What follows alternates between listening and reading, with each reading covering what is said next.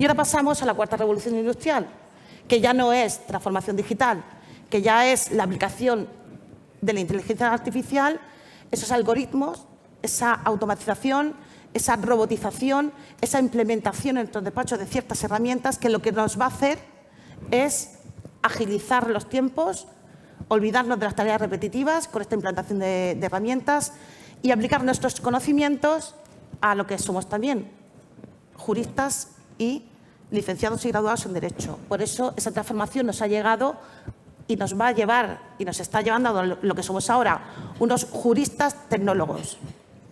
Somos profesionales del derecho, que conocemos el derecho y hacemos esa garantía a nuestro cliente, esa garantía de ese derecho procesal, especialistas en derecho procesal, y ahora y durante este tiempo hemos conseguido ser líderes en tecnologías y en las herramientas para relacionarnos con la Administración de Justicia, con herramientas digitales y ahora con herramientas automatizadas en todos los aspectos, tanto en nuestra relación con nuestros clientes en nuestros despachos como también en nuestra relación con la Administración de Justicia.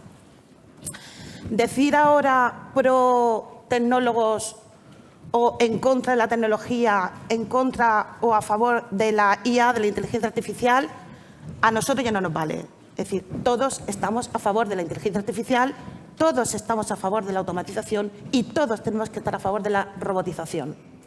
En esta mesa de hoy, lo que vamos a ver ahora no son las herramientas que nos han presentado en la mesa anterior, herramientas que sí nos pueden beneficiar y nos van a beneficiar muchísimo en nuestras gestiones de nuestros despachos, sino que ahora, como juristas, vamos a ver el derecho de fondo.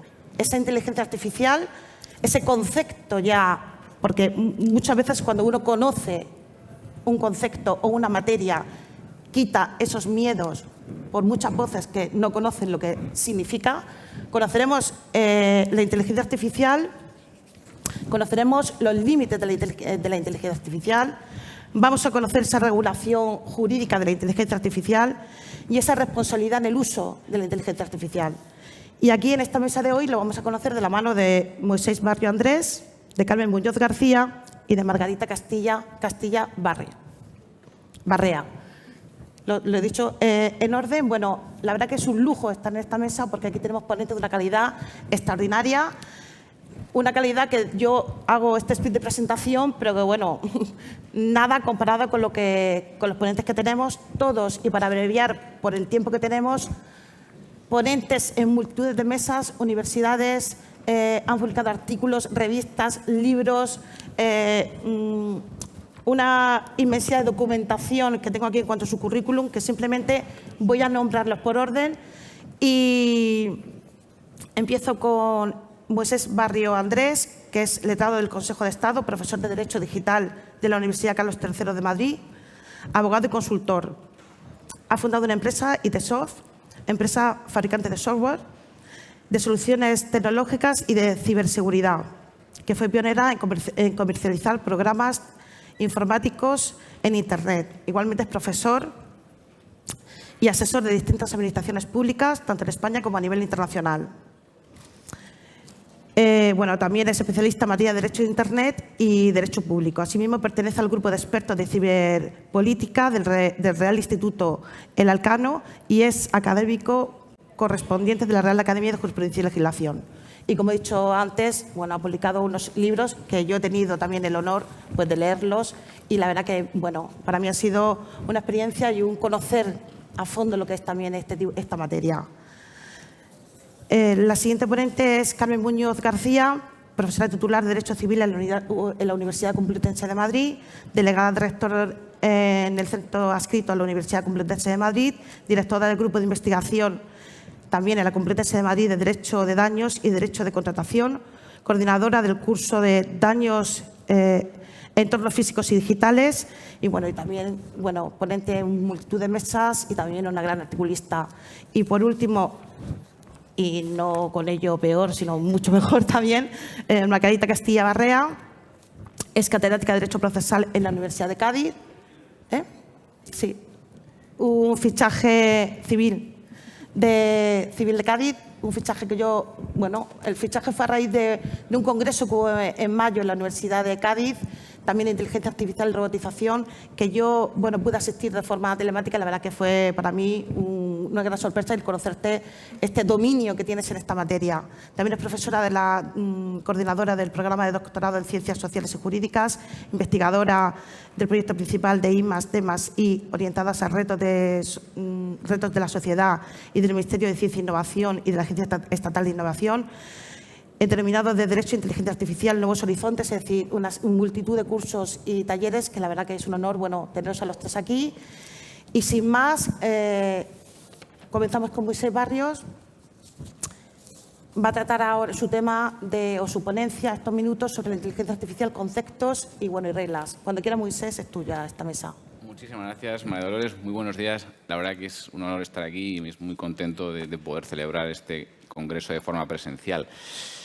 El objetivo de esta mesa y de mi ponencia es acabar de dar sentido a lo que puede hacer y lo que no puede hacer la IA, por qué requiere una regulación específica y por dónde va esa regulación.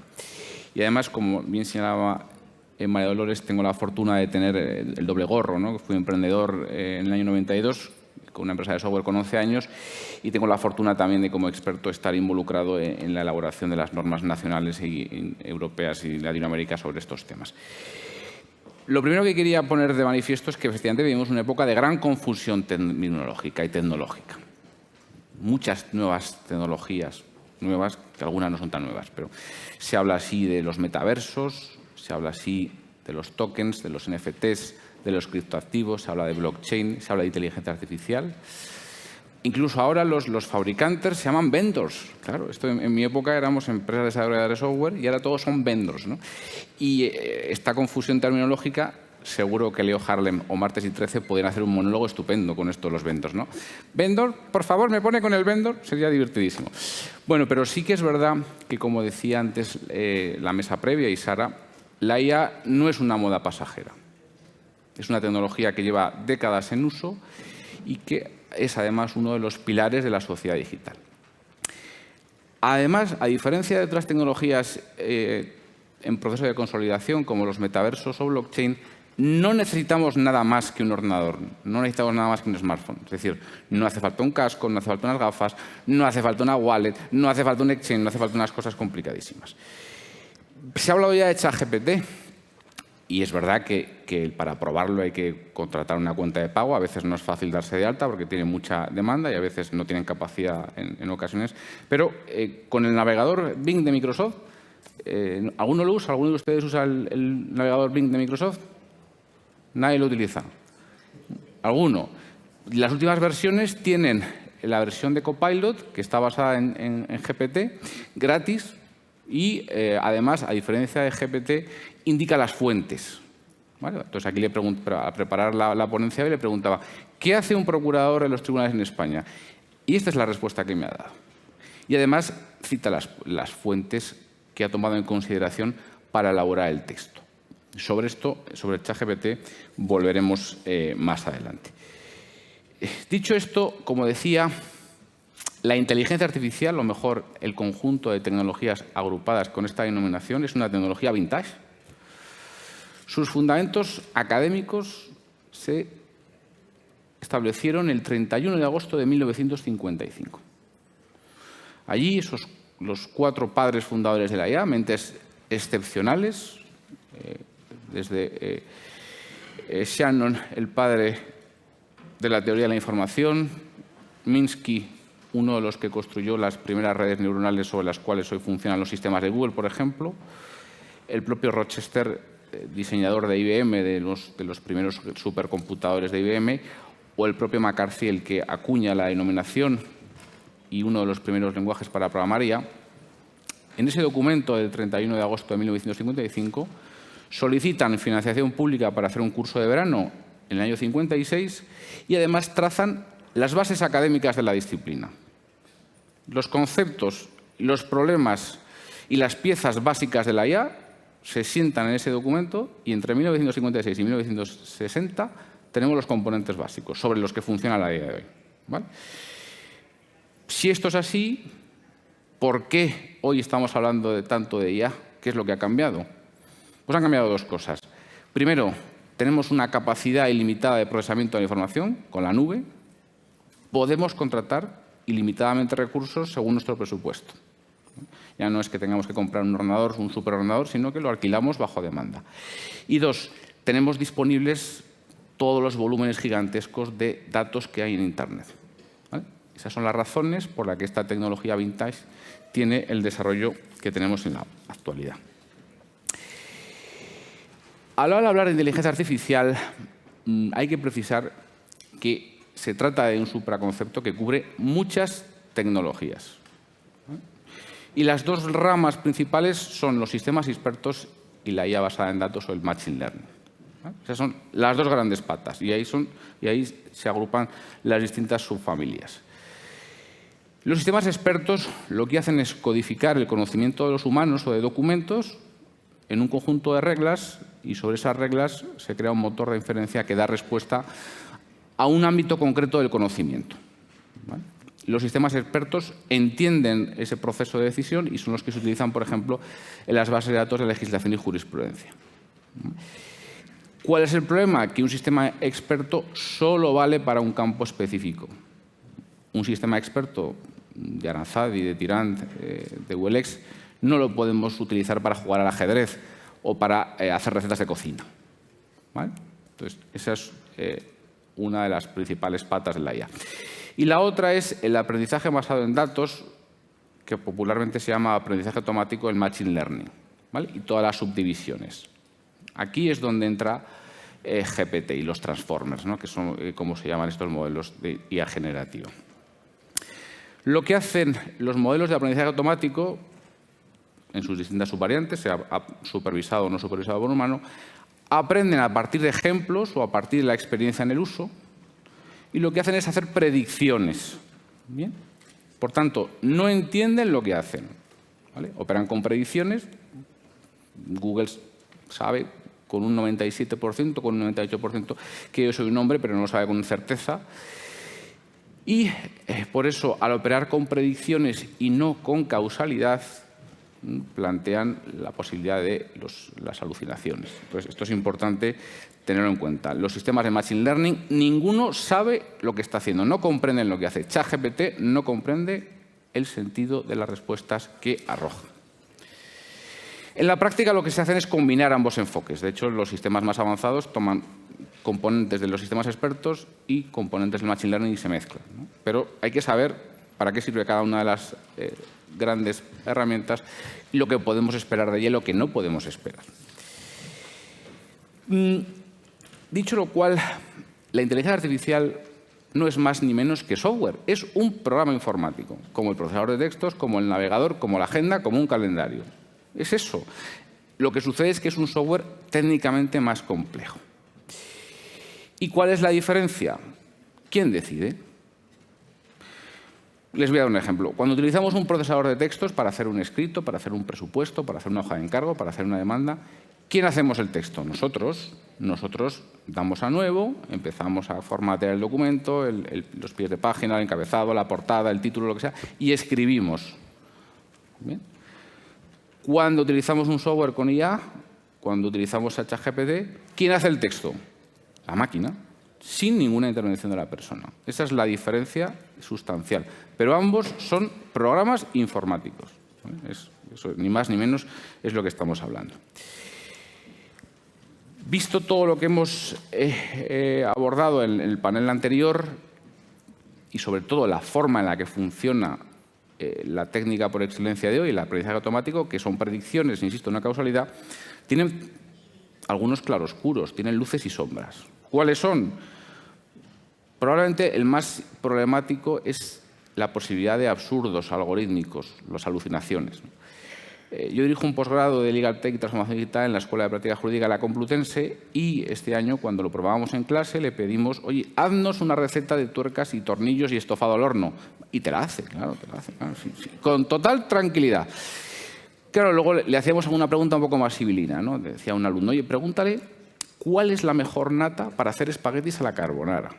Y te da una respuesta estupenda. Claro, y dice, no, pero es que los espaguetis a la carbonara no llevan nata. Entonces, los temas de alucinaciones o de absurdos algorítmicos hay que saber que existen y hay que lidiar con ellos. 2. Realizan predicciones que generalizan esa predicción e ignoran los casos excepcionales. ¿No? Y la justicia, el juez, no predice el derecho, el juez busca la verdad en el proceso. ¿Vale? 3. La opacidad de los algoritmos más avanzados. No sabemos cómo funcionan, es técnicamente muy complicado, en ocasiones imposibles de auditar. Por ejemplo, ChatGPT no cita las fuentes, por ejemplo. 4. Recopilan desmesuradamente los datos. A los problemas que tenemos ya con la protección de datos se añade un exceso de recopilación de datos. Y tenemos que fiarnos también de que se cumplen las políticas de uso del fabricante, que esos datos que le subimos no se vayan a entrenar, en fin. Problemas de ciberseguridad. Y los problemas de sesgo. Los sistemas de IA que se entrenan con datos sesgados en origen, que tienen discriminaciones raciales, de sexo, económicas, etcétera, pues van a producir resultados sesgados. Y, por tanto, hay que lidiar con estas luces y con estas sombras de la inteligencia artificial. ¿Cómo se ha querido lidiar? Primero se ha querido lidiar con la regulación ética. La regulación ética es un primer paso para la regulación, pero es un paso, no es la solución. ¿Por qué? Porque las normas éticas, como ustedes bien saben, tienen unas cuantas imperfecciones o unas cuantas deficiencias. Primero, no hay una supervisión de su cumplimiento. Los tribunales o las administraciones públicas no pueden fiscalizar si se cumple una norma ética o no. Segundo, tampoco hay incentivos para que las grandes corporaciones adopten normas éticas. Los gigantes chinos, hace unos años, cuando se empezó a generalizar el uso de la IA, dijeron directamente que no iban a constituir ningún comité de ética. Y alguna tecnológica norteamericana muy conocida por todos ustedes y que utilizamos todos en nuestros días, creó un comité de ética. ¿Y saben cuántos meses duró el comité de ética? No duró ni 3 meses, lo cerraron. Después, también falta el origen democrático de la regulación. La ley tiene un origen parlamentario democrático, mientras que los códigos éticos no. Y, por último, también todos conocemos qué pasa cuando hay industrias que no están reguladas y, desde la crisis del 2008, tenemos ejemplos por todos conocidos. A la hora también de regular, se utiliza mucho ese temor que la regulación va a matar la innovación. Muchos dicen, no, es que no se puede regular porque la regulación mata la innovación y en Europa no tenemos ningún gigante tecnológico y eso es culpa de la regulación. Eso es falso de toda falsedad. En Europa, hasta el 2018, que es cuando entra el Reglamento General de Protección de Datos, en el derecho digital europeo había, y siguen en vigor, bueno, una sí y otra no, pero había 2 normas. La Directiva de Comercio Electrónico del año 2000, que establece precisamente un generoso régimen de exención de responsabilidad para las grandes plataformas tecnológicas, una red social, un proveedor de alojamiento, un operador de telecomunicaciones no es responsable por lo que hacen los usuarios en su seno. Y teníamos también la Directiva de Protección de Datos del año 95, que era una directiva bastante laxa y orientada en un cumplimiento formal. Por tanto, con esa escasa regulación, en Europa no hemos tenido ningún gigante tecnológico. En el 2018 entra en vigor el GDPR y después, en 2022, han entrado en vigor el Reglamento de Servicios Digitales y el Reglamento de Mercados Digitales. Por tanto, la causa de que no tengamos gigantes tecnológicos en Europa no es la regulación. De hecho, en otro sector del derecho digital, el derecho de las telecomunicaciones, desde los años 90 en Europa hay una regulación importante. Una regulación que, entre otras técnicas, utiliza una regulación ex ante, que es la misma ahora mismo que están utilizando el Reglamento de Servicios Digitales, el Reglamento de Mercados Digitales y el futuro Reglamento de Inteligencia Artificial. Y, precisamente, gracias a esa regulación del derecho a las telecomunicaciones, en Europa y en particular en España, tenemos una de las mejores redes de fibra óptica del mundo. La cobertura y la calidad de la red FTTH de Telefónica y de los competidores Vodafone, Orange, etcétera, es impresionante. Tenemos posibilidades ya de contratar más de 1 giga. Y lo mismo en la cobertura 5G. Por tanto, ha sido ese derecho a las telecomunicaciones el que ha hecho posible esto. Y llegamos ya a la labor de regulación. Claro, como los Estados ya no tienen empresas públicas, se dedican a regular. Los Estados de la Unión Europea y los Estados democráticos han adoptado lo que se llama el paradigma del Estado regulador y garante. Regulador, regula, incluso regula la propia autorregulación, por eso no hay autorregulación pura, sino autorregulación regulada, y es garante de las prestaciones que reciben los ciudadanos, el servicio universal, las concesiones administrativas, etcétera. Y la regulación que se utiliza es una regulación proporcional. No están sometidos a las mismas obligaciones una pyme que una gran plataforma tecnológica en el ámbito digital europeo. La regulación es proactiva. El Reglamento General de Protección de Datos introduce esa proactividad, esa constante adaptación. Y al final lo que busca la regulación es garantizar un equilibrio entre los derechos de los ciudadanos y los derechos de las empresas. Toda esta base sirve para que la Unión Europea haya presentado una propuesta de reglamento europeo sobre la inteligencia artificial. Reglamento europeo que está en fase final de trílogos y, en principio, el acuerdo político se debe conseguir el 6 de diciembre.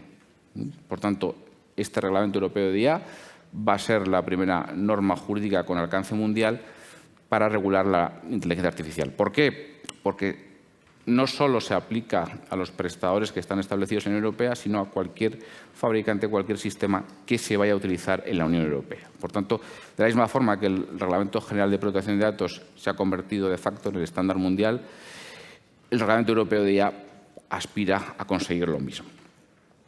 Y el reglamento lo que hace es colmar algunas lagunas que no estaban bien resueltas en la legislación en vigor. Protección de datos, ciberseguridad, etcétera, todo eso se sigue aplicando. Por tanto, lo que sucede es que hay temas, sobre todo para conseguir una IA segura y fiable, que requieren de este reglamento. ¿Y qué hace el reglamento? Pues el reglamento hace una clasificación de usos proporcional al nivel de riesgo que afecta a los derechos fundamentales. Por tanto, hay en un extremo unos usos prohibidos, no se puede utilizar un sistema de IA para manipular las emociones o, por ejemplo, para, como hacen algunos estados autocráticos, establecer un carnet de ciudadanía por puntos. Te vigilamos 360 por 24 y según si conduces bien, si no escupes, si no manchas las aceras, pues puedes acceder a determinados servicios, te puedes ir de vacaciones al extranjero, etc. Eso está en el extremo.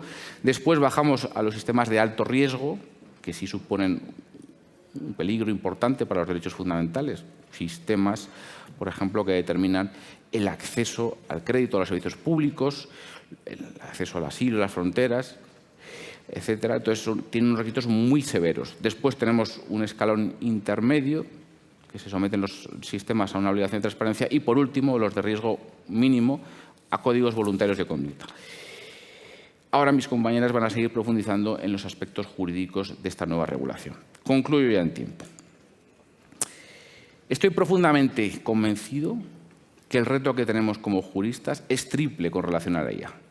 Primero, debemos saber cómo funciona técnicamente para saber cómo podemos aplicarla. Dos, tenemos que utilizarla bien, pero en tercer lugar, hay que juridificar esta tecnología porque tiene que respetar la propiedad intelectual, tiene que respetar los derechos fundamentales, tiene que respetar el resto de parcelas. Muchísimas gracias por su atención y les dejo, por si quieren profundizar en estos temas, tanto mi manual de Derecho Digital como en mi página web, en moisebarre.es, tengo en abierto muchos artículos sobre ChatGPT y estas cuestiones. Muchas gracias y luego quedo a su disposición para preguntar. Gracias, Moisés.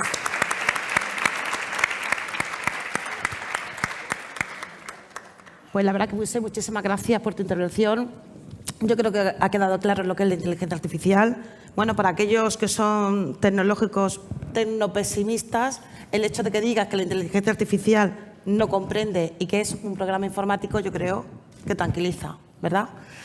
Y sin más dilación, pasamos a la siguiente ponente, que es Carmen Muñoz García, y ella nos va a hablar del impacto de la inteligencia artificial en materia de protección de datos. Cuando quieras, Carmen.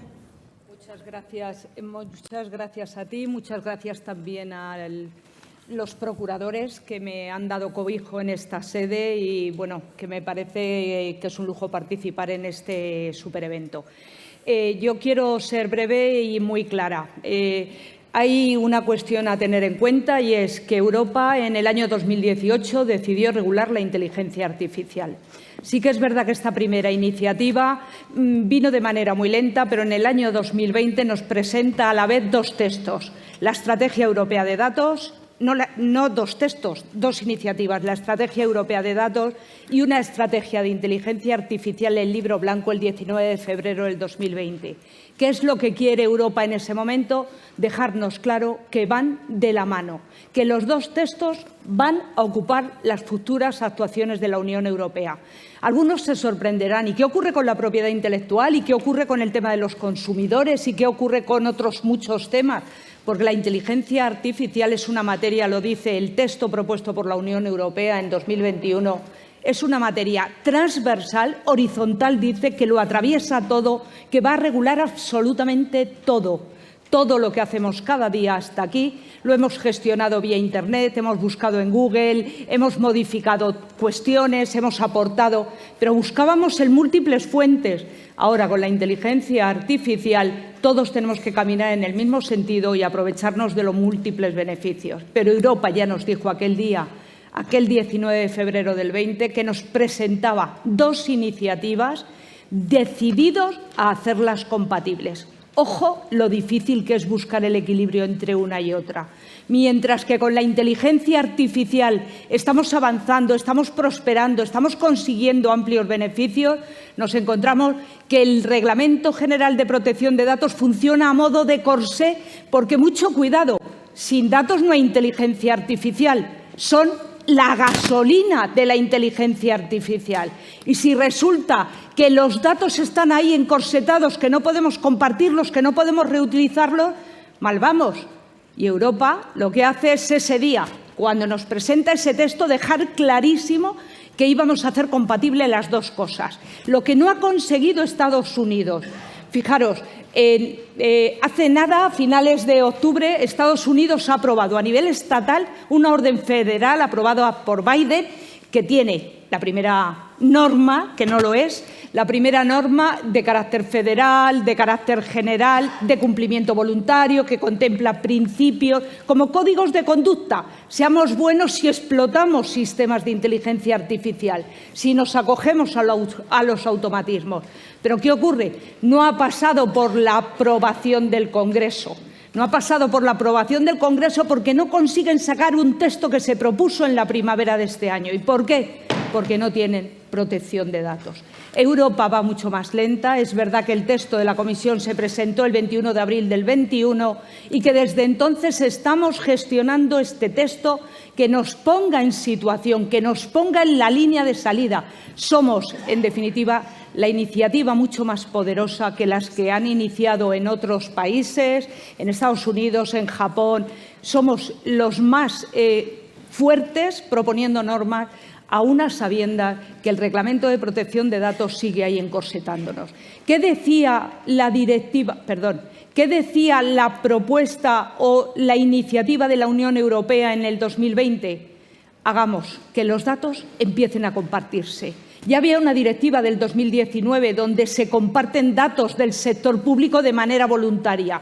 ¿Por qué si no creemos que fue posible conseguir una vacuna contra la pandemia de la COVID? Por financiación, sin duda, por inversiones, pero porque todos estaban trabajando a una, porque se estaban compartiendo datos, hospitales sanitarios, gobiernos, autonomías en nuestro país, en los otros. Era posible compartir datos y ver a qué velocidad circulaba de un país a otro, cómo se movían los datos. Los datos estaban posibilitando que conociésemos, que tuviésemos información y que tuviésemos resultados inmediatos. Los datos del sector público son los primeros, tras aquella directiva del 2019, que ya se empezó a decir, abramos los datos del sector público para las empresas, para un uso adecuado y demás. Pero con la Estrategia Europea de Datos, lo que nos hemos encontrado es un reglamento de gobernanza de datos del 2020 y una ley de datos que el día 9 de noviembre, mientras en Madrid era festivo, la Almudena, estaba el Parlamento Europeo aprobando el texto, su propuesta, el día 9 de noviembre, que está a falta únicamente de la aprobación formal del Consejo y de todos los siguientes pasos. Esperamos que esté febrero, marzo, calculamos que esté el texto definitivo. ¿Y qué se busca? Se busca que seamos altruistas. Ojo, ha cambiado el viraje de la Unión Europea. Protección de datos sí, y el reglamento es inamovible y todo lo que acompaña al reglamento en materia de sector público, en materia de cuestiones penales.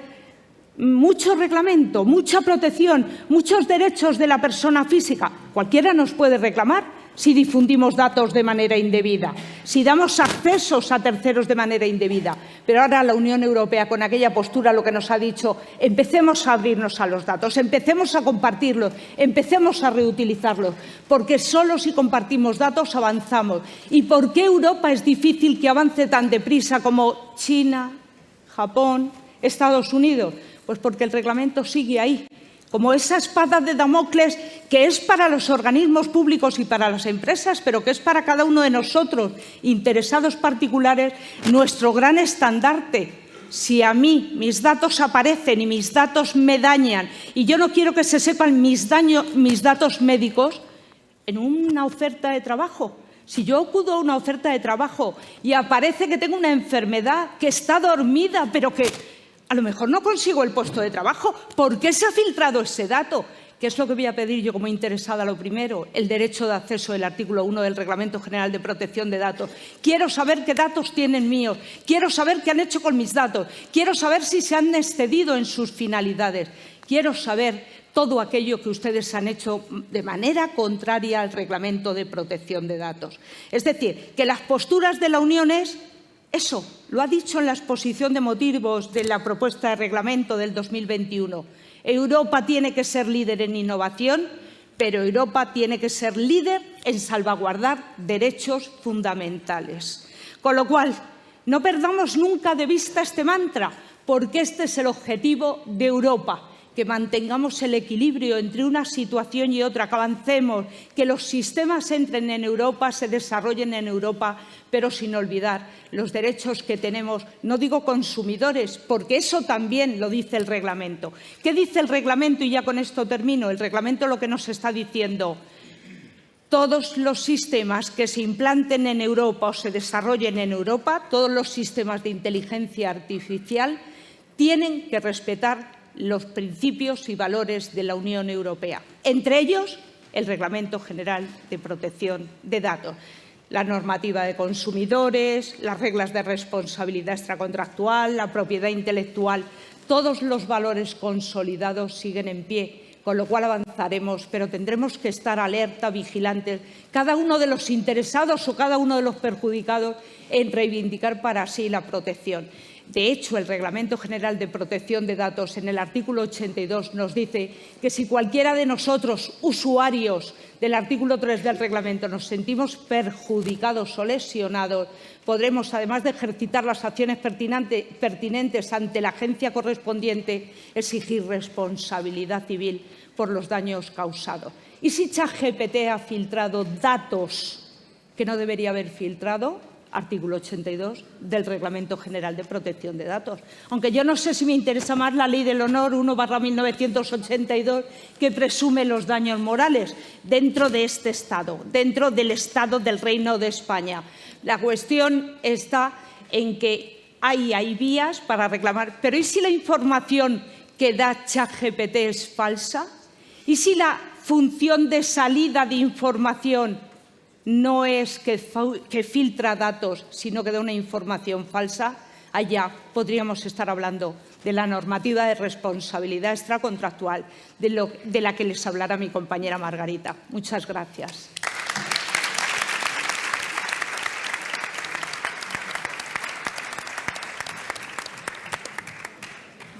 Pues Carmen, muchísimas gracias. Pues la verdad que una magnífica intervención. Bueno, yo me quedo con una frase, yo creo que es como un titular, ¿no? Que sin datos no hay inteligencia artificial y que son la gasolina de la inteligencia artificial. Y bueno, que nuestros datos tenemos que protegerlos. Y me quedo también con el final, y es el inicio de la nueva ponente, porque se nos abre un nuevo mundo del derecho, un derecho de fondo nuevo, unas demandas que tramitaremos los procuradores con este tipo de materias de vulneración de los datos y vulneración de los derechos fundamentales de las personas, del ciudadano, y que eso, claro, para eso está este congreso y esta mesa, para conocer ese futuro que se nos avecina también en la Procura. Y sin más, paso con la última ponente, que es Margarita Castilla. Ella nos va a hablar de la responsabilidad civil derivada del uso de la inteligencia artificial en la Unión Europea. Cuando quieras. Muchas gracias, María Dolores. Muchas gracias al Consejo General de los Procuradores de España por haberme cursado esta invitación y por darme la oportunidad de estar hoy aquí entre todos ustedes y con tan magníficos compañeros de mesa, tan sabios que me han precedido en el uso de la palabra y a los que me encantaría desde el minuto cero iniciar el debate y el diálogo con ellos, pero no tenemos tiempo. Bueno, a mí me ha tocado, dentro de esta panorámica general de qué está ocurriendo en la Unión Europea con el nuevo marco regulatorio de la inteligencia artificial, que por supuesto no se detiene en el aspecto que más nos concierne a los ciudadanos, como pueda ser todo lo relacionado con el derecho civil, sino, como hemos visto, hay amplios sectores de regulación en el ámbito del sector público, hablar un poco, sin entrar en grandes profundidades porque el tiempo no lo permite, de cuáles son las claves fundamentales del diseño del marco regulatorio que en materia de responsabilidad civil derivada del uso de sistemas inteligentes se está cometiendo en este momento en la Unión. ¿Por qué es necesario y para qué sería preciso acometer una regulación específica de la responsabilidad civil en el ámbito de la inteligencia artificial? ¿Por qué? En primer lugar, porque se parte de la premisa de que nuestras normas actuales, nuestros regímenes jurídicos, el de los Estados miembros y también los que de alguna forma nos han venido de la Unión Europea y hemos, en la medida de cada posibilidad y de cada caso concreto, adaptado el ordenamiento propio, tienen lagunas. La inteligencia artificial se supone que va a traer consigo nuevos problemas, nuevas ventajas, por supuesto, nuevas posibilidades y a su lado, como todo en la vida, que tiene ventajas e inconvenientes, pues nuevos problemas. Y que las normas actualmente vigentes no sirven para darle una respuesta satisfactoria a estos problemas. La existencia de lagunas provoca desconfianza, inseguridad jurídica y eso es enemigo siempre del dinero, es enemigo del interés económico que todos tenemos en el desarrollo del mercado. Un mercado sin el cual no tendremos acceso nunca a esas ventajas y pese a lo cual probablemente no podremos evitar tampoco las desventajas de esta tecnología que no conoce de fronteras. Siendo así, la Unión Europea decide que con su nueva regulación tiene que lograr unos objetivos fundamentales. Primero, como ya se ha dicho aquí, no ahuyentar la inversión en tecnología, no quedarnos atrás del motor de las grandes tecnológicas, ser punteros también en innovación tecnológica y, de alguna forma, tratar de compensar, tratar de equilibrar intereses contrapuestos que no siempre son fáciles de aunar. Por un lado, tenemos que dar confianza a los consumidores, a los ciudadanos, a los usuarios, porque si empresas no dedicadas a esta tecnología, sino que necesitan usarla, y ciudadanos no implementamos la IA en nuestro día a día, como ya se ha dicho aquí, no utilizamos smartphones, no incorporamos dispositivos que utilicen herramientas con inteligencia artificial, pues mal progresará ese mercado. No habrá clientes, no habrá compradores. Pero, por otro lado, sí tratamos de salvaguardar esos derechos que los potenciales damnificados, las posibles víctimas del uso de esta tecnología puedan reclamar, puedan reivindicar con fuertes indemnizaciones, entonces está claro que en la balanza de la regulación tendremos un problema. Porque una indemnización muy importante, multiplicada por muchísimos millones potenciales de víctimas, sin duda es un argumento disuasorio para la inversión en el sector. Tras todas esas normas previas e intentos que vienen de muchos años atrás de la Unión Europea por iniciarse en la andadura de la regulación de la inteligencia artificial, a la que ya ha hecho referencia mi compañera Carmen, digamos que el pistoletazo de salida, desde mi punto de vista, con ese libro blanco de 2020, de febrero de 2020, es el 20 de octubre de 2020, donde se nos dan varias resoluciones del Parlamento Europeo, dos de ellas concretamente con propuestas de reglamento, una de carácter ético, otra en materia de responsabilidad civil, donde ya se nos anuncia que el nuevo marco normativo que la Unión Europea tiene que implementar va a descansar sobre unos pilares fundamentales. Esos pilares serían, en primer lugar, esos principios generales, éticos y jurídicos que ya están íncitos en esa propuesta del Parlamento de 20 de octubre de 2020 y, en segundo lugar, modificar, que era algo que se veía ya muy claro y que tiene un ámbito de aplicación objetivo y subjetivo muy claro, modificar la Directiva de responsabilidad por productos defectuosos, que era del año 1985, ya ampliamente incorporada en todos los países miembros y que necesitaba superar el obstáculo de no adaptarse a la aplicación al software.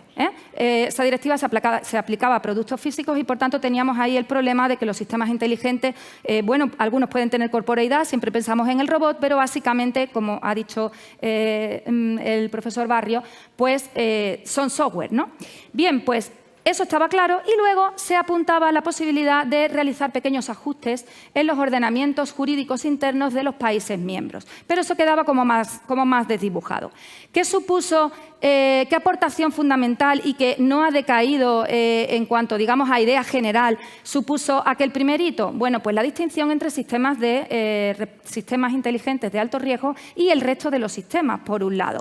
Y, por otro lado, la necesidad de establecer, dentro de un concepto que parecía bastante difícil de concretar, después de darle muchísimas vueltas a la definición y saber que había que combinar muchos factores y, sobre todo, que esa definición nunca va a poder ser estática, que tiene que estar en constante revisión a medida que la tecnología avance, saber que esos sistemas de alto riesgo debieran llevar consigo unas cautelas especiales. En aquel momento, en el año 2020, se nos habla de la posibilidad de establecer para algunos casos una responsabilidad de corte objetivo que es claramente muy províctima, ¿no?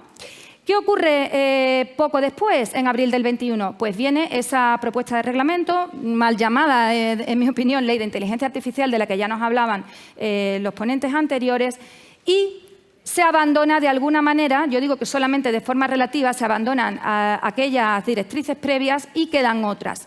¿Qué ocurre entonces? Pues que aquel marco normativo armonizado que hablaba, en primer lugar, como un pilar esencial de principios éticos y jurídicos, se refunden en el reglamento.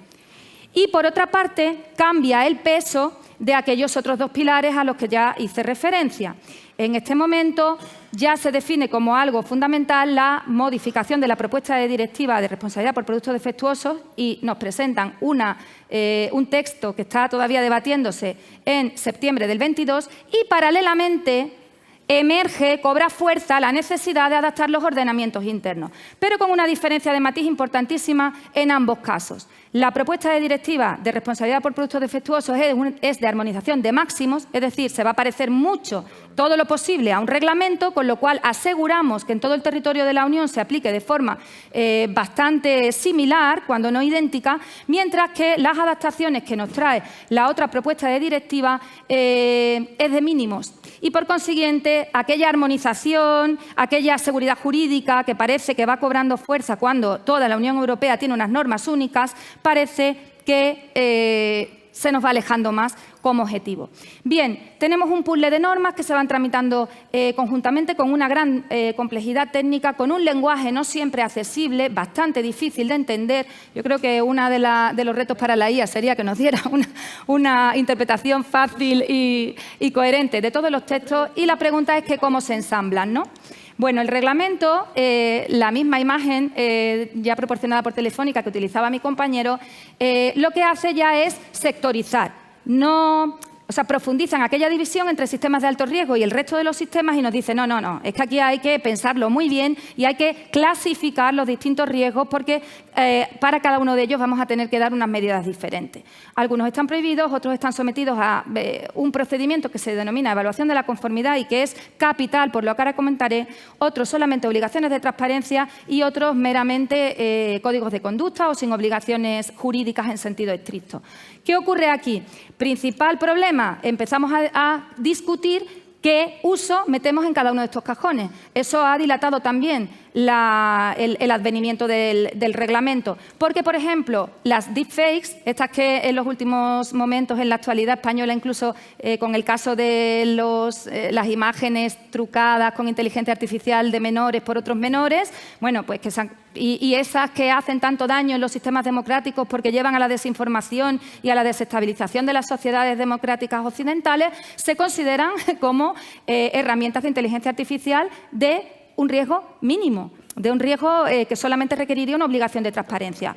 Bueno, pues superando eso nos llega como otra parte fundamentalísima del reglamento, quizá menos conocida, menos abordada en los medios de comunicación porque es más compleja, la regulación de todo el procedimiento de evaluación de la conformidad. ¿En qué consiste evaluar la conformidad de los sistemas de inteligencia artificial de alto riesgo? Bueno, pues en traer al desarrollo y a la puesta en circulación, a la introducción en el mercado de esos sistemas, de todo un procedimiento que la industria ingenieril conoce ya muy bien en otros ámbitos, como por ejemplo pueda ser el de la navegación aérea.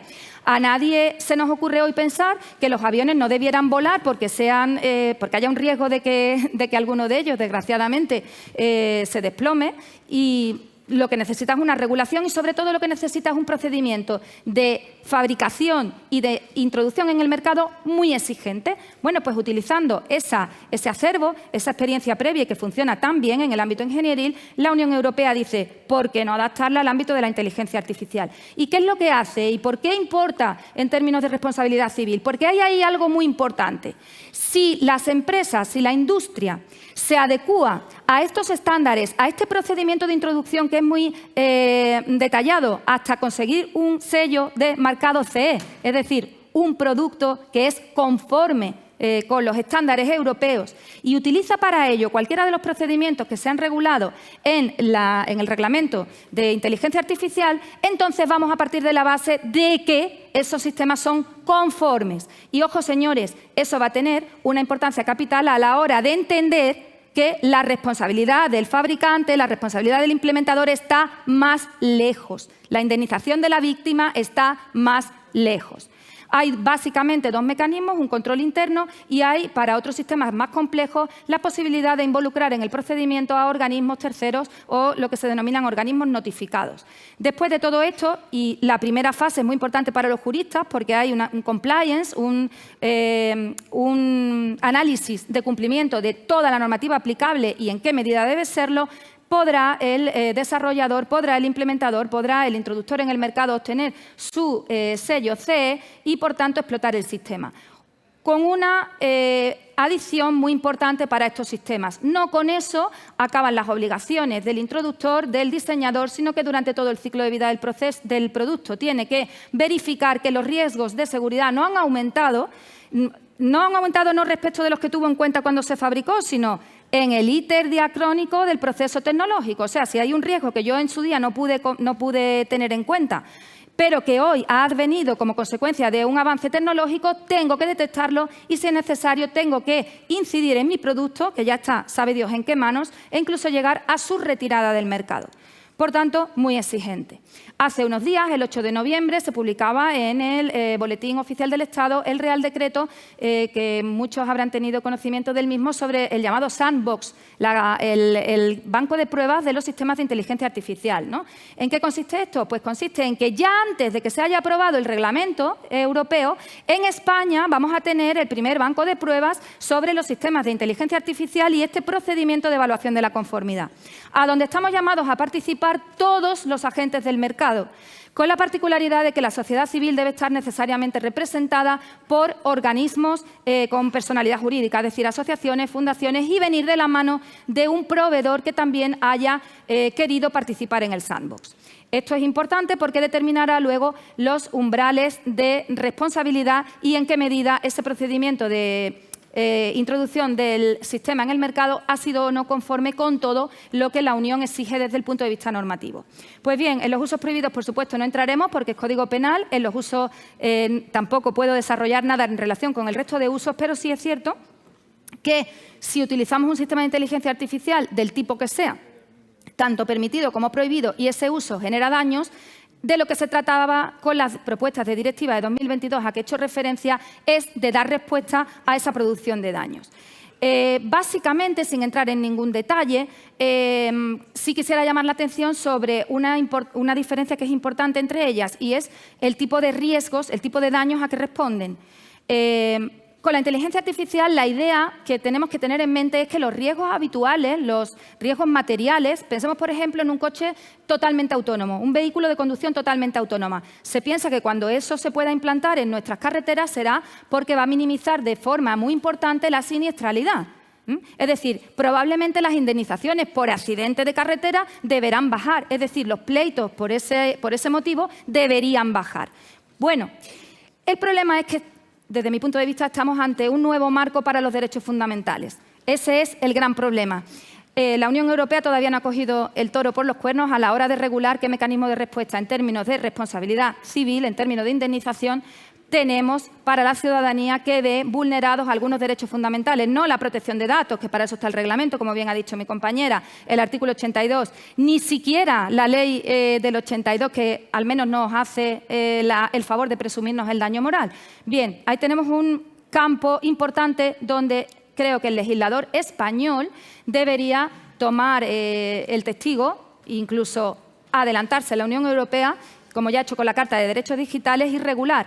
¿Por qué? Porque esa propuesta de directiva que parece que va a ajustar los sistemas nacionales, por un lado, bueno, parece que va a aliviar la carga de la prueba, yo no confío en ello, es prácticamente ininteligible, y desde luego cuando dice que facilita a la víctima determinar si la conducta que ha derivado en el daño, la conducta del sujeto responsable, responde o no a aquellas obligaciones que debían haberse puesto de relieve en el procedimiento de evaluación de la conformidad, pues lo tiene tan complicado, es tan costoso, que prácticamente le va a disuadir de reclamar. Para concluir, unas reflexiones de carácter personal. No sé si realmente, desde mi punto de vista, todavía no. Nos queda un gran camino y para eso creo que el legislador español, precisamente, tenemos un artículo 217 de la Ley de Enjuiciamiento Civil maravilloso, que mejora cualquier propuesta de esta última directiva para facilitar la carga probatoria a aquel que la posea, pero si tenemos que plantearnos si en aquel propósito inicial de compensación, de equilibrio entre intereses contrapuestos de la industria y de los usuarios potenciales víctimas y potenciales beneficiarios también de la inteligencia artificial, de momento, con esta normativa todavía, como nos queda un largo camino por andar, tenemos la balanza inclinada del lado de la tecnología y un poquito menos del lado de los ciudadanos. Y, por otro lado, con todos los problemas que para ello comporta la socialización del riesgo a través del seguro, cuestiones en las que no puedo entrar, quizá esa apuesta decidida por compensar de manera más eficaz esos intereses venga de la mano de aquella responsabilidad objetiva que nos dejamos abandonada en 2020 y que podíamos, de forma así coloquial, llamar como ya veremos el anillo para cuándo. Muchas gracias.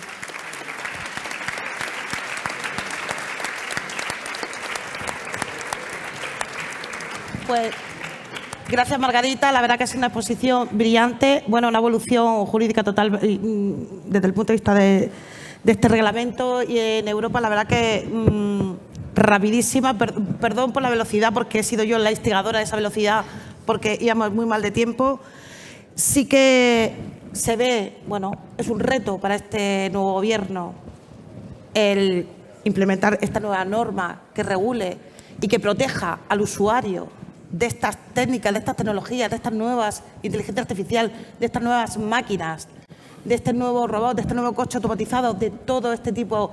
Bueno, tenemos el 217 de la Ley de Enjuiciamiento Civil, pero sí que es cierto que para proteger al ciudadano, a sus derechos fundamentales, es necesario pues una nueva regulación. Me quedo con eso y bueno, intentaremos también de nuestro Consejo presionar con nuestro presidente a ver si es posible que haya otra nueva regulación que proteja al usuario y también ya al consumidor.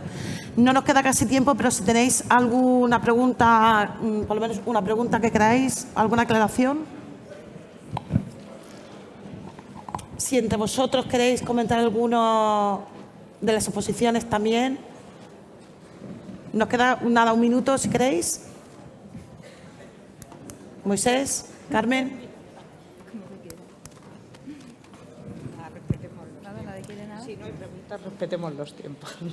Pues nada, pues seguimos. Nada, nosotros concluimos esta mesa porque la verdad que el tiempo apremia. Es una pena porque teníamos aquí una batería de preguntas, pero muchísimas gracias a las tres por la exposición y nada, y nos vemos pronto. Un abrazo. Gracias por la atención.